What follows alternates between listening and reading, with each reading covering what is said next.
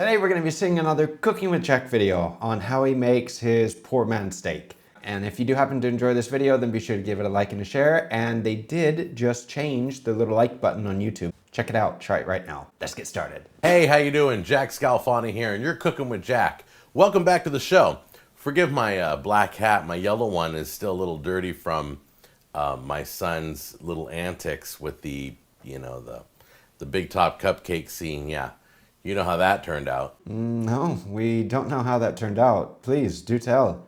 How did it turn out? What happened? You got a cupcake in the eye. Anyway, I still have some cupcake cream in my eye. So that hat is drying. I had to wash it. He got a cupcake in his eye. Useless information. It's time to start getting back into some lessons. Right now, I want to start teaching you guys some tips and tricks, okay?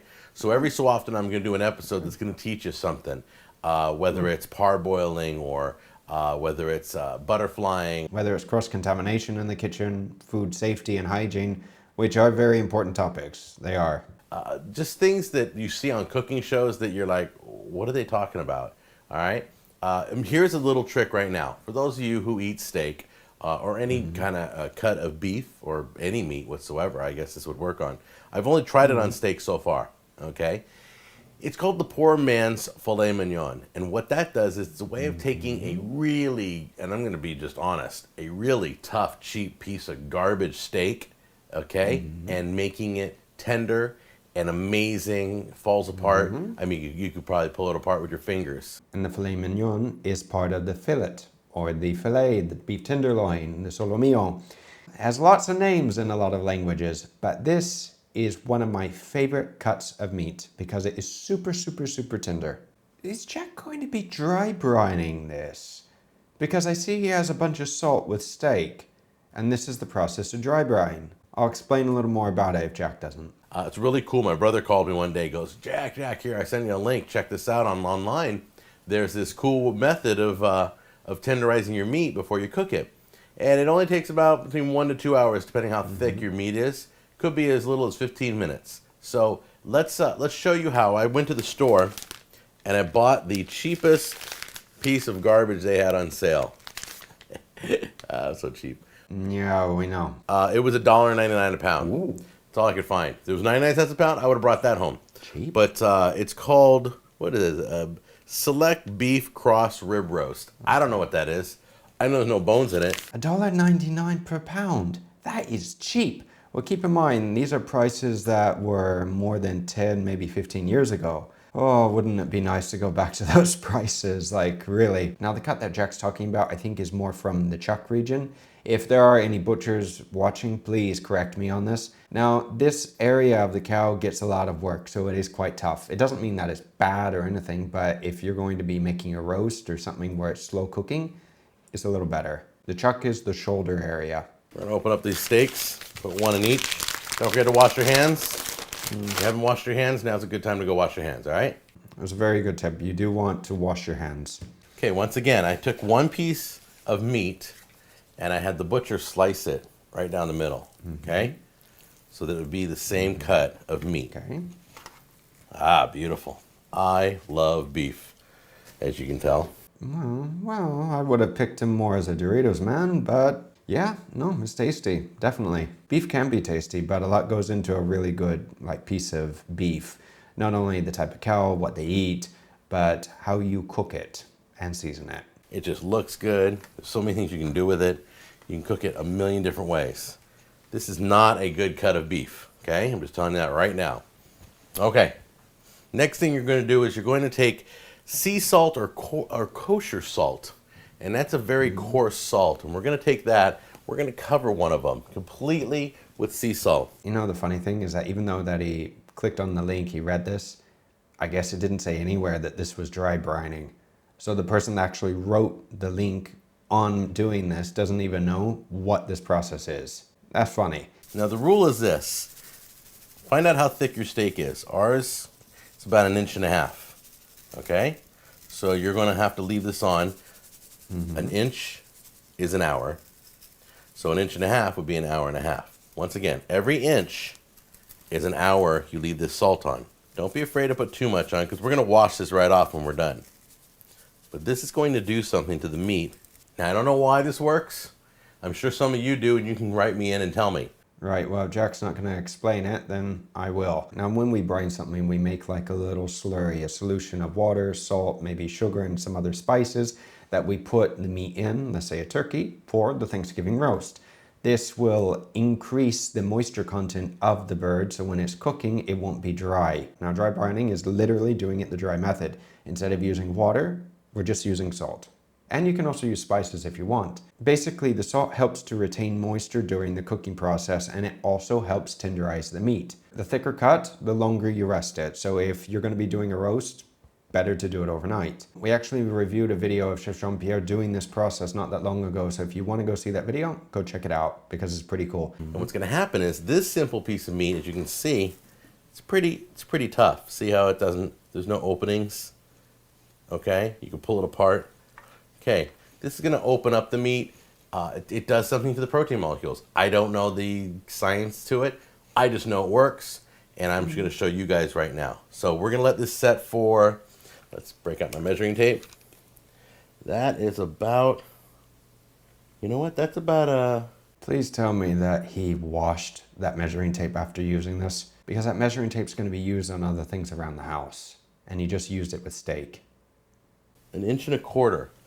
So we're going to do 1 hour and 15 minutes. You're watching the Cooking with Jack show. Have a commercial. We'll be right back, right after this message. Hey, how you doing? Jack Scalfani here. Just want to tell you about my line of sauces. They're called the best sauces you'll ever taste. That's right. It's called the best barbecue sauce you'll ever taste. Here's the best hot barbecue sauce you'll ever taste, the best teriyaki sauce you'll ever taste, and the best gourmet seasoning you'll ever taste. I don't do free shipping, but now Canadians can order the sauces too. Is Jack pouring barbecue sauce on poutine? Look how juicy it is. Look at the pool of, look at that. That's great. So get a little milk and just kind of pour it in. Whoa, that shot right back at me. Now it's time to skip the rest of this commercial. And now, back to the Cooking with Jack show. It's been 1 hour and 15 minutes, and you can see that all the salt has really become moist. It's drawing all the water out of it. You can also see, if we turn this, let me move this one over a little bit. If you turn this, you can see like the salt, there's a lot of moisture down in there collecting, and you can see where the water is coming out of the steak. If you never tried this technique before, it is a really cool process. It works. It really does. Just rinse the entire thing of salt. There we go. Get all the salt off it. And look, what you notice is, see all those openings? Look at all those groove openings. It's starting to kind of pull apart a little bit here. It's really penetrated the meat. Get a good rinse. Come on, Jack. Stop playing with it and get on with the video. Honestly, you don't need to keep playing with the steak. Take a look at how this has been not treated.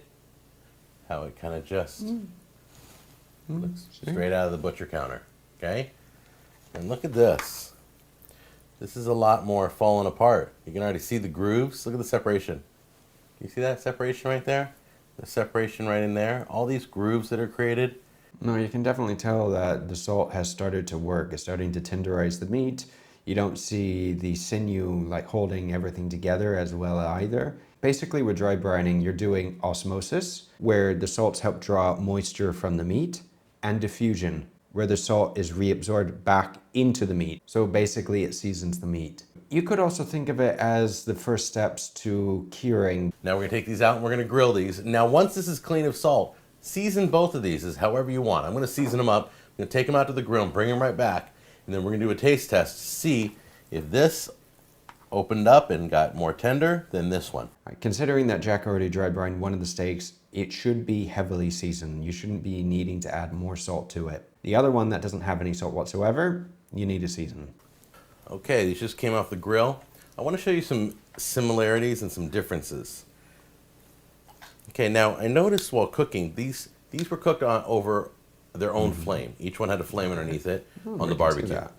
They were cooked identically, same position, same amount of time. I pulled them off. That is to assume if Jack cooked them both identically the same. But the weird thing is, the untreated one looks like it curled up a little bit right on this end. And I don't know if you can see it, but it kind of curled up and it kind of looked like it cooked overcooked or got well done. But look at this one right here. This one's interesting because this still, I like my steak rare. This looks rare and this looks well done. Steak is muscle. And depending on how you cook it, depending on the thickness, depending on a lot of factors, sometimes that muscle will contract. Now, to say that this is well done just because it is curled up on you doesn't mean that it's well done. More than likely, this is still like medium. The more well done you cook the steak, the smaller it will be because you will be extracting more moisture from it. So it will not be the same size. And if you are used to the hand test, it will be tough. Now, if you honestly are new to cooking with steak and everything, I would highly recommend using a thermometer that you can put into the steak. They look like they were cooked at completely different times. So one more thing I want to do. Get on with it, honestly. Lift these up and see which one has more juice before we cut into them. It's quite a bit of juice. Okay, this one definitely has more juice than this one. You know, what would be helpful is to have like little name tags at the bottom of the video, either in the video itself or on the table so we can see. The one on the right has always been the seasoned one. It'd be funny though if he accidentally switched them. No, it would be. This is the one seasoned with the salt. This is the one not seasoned with the salt. I'm gonna cut right into them. We're gonna see exactly how they cooked. Right, so this is the well done steak because it was curling. It's not well done. Oh yeah, nice and rare. Okay, that's beautiful. Let's take a look at this one. Same spot.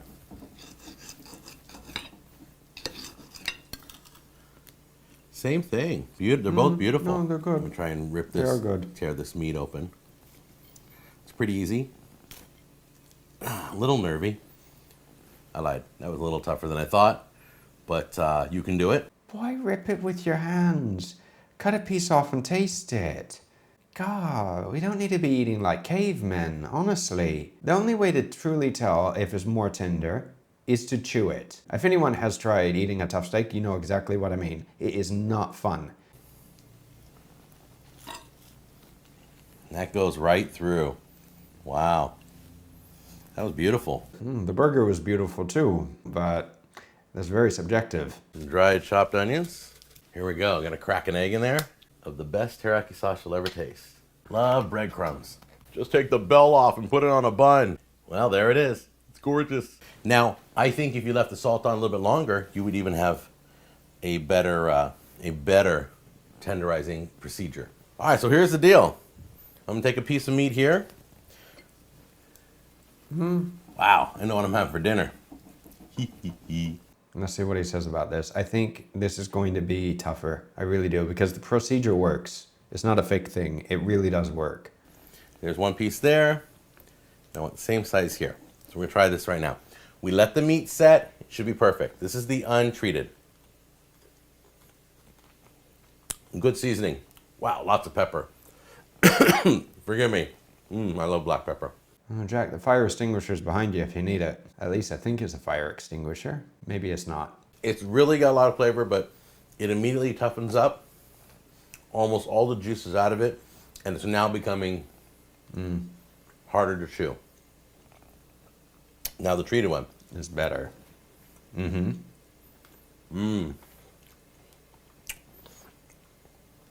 is more like a New York steak.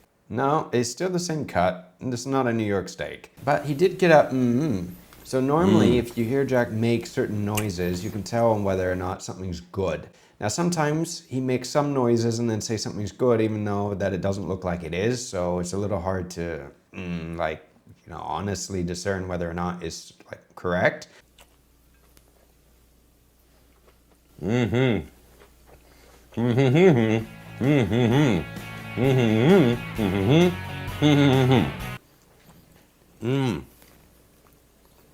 It's breaking up real easy. It definitely makes a difference. I've done this before, but I had to share it with you guys. Sometimes it's hard to tell though, because he's still chewing it and it's taking him longer to chew than the other one. Why? Delicious. I'm gonna get a little A1. I'm gonna sit down with these steaks and we're gonna have a conversation going. You guys, try it out. Write me, send me pictures. Tell me I'm not lying. I mean, he didn't destroy the steak. He also didn't make something horribly disgusting like the garbage stew or the enchiladas or any of these other things that we have seen. So you have to admit, this was one of the better videos. In any case, guys, I hope you did enjoy this video and I hope you got a laugh and learned something out of it. Again, please be civil in the comments. And if you haven't seen, they have changed a little image of the thumbs up when you hit it. So give it a try. Until next time, take care, guys.